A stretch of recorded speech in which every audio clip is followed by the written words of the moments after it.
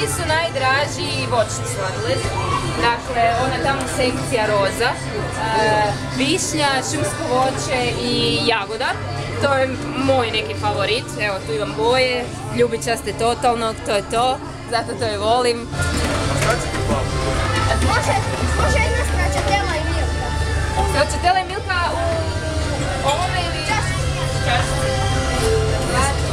Stracciatella, evo tu sad.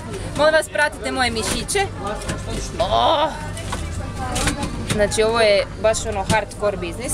Stracciatella i milka. Sa preljevom? Može. Može?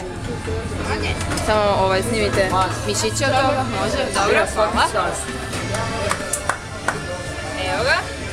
To ti otprilike najviše ide ovi voćni. Dobit ćeš žulj na ovom prstu ovdje, ako već nisi. Možda meni milka. Ajde, za kolegu mora, mislim, čovjek ono radi od jutra do sutra, ne može biti.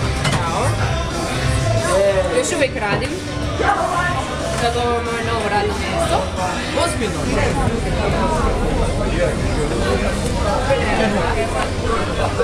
Ja ću visu. Čekaj, da ti uzmem hodinu.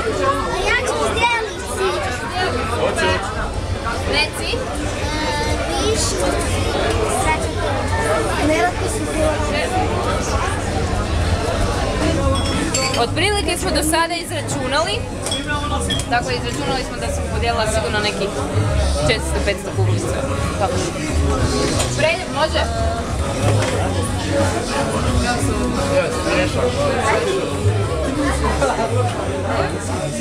sam zato sad malo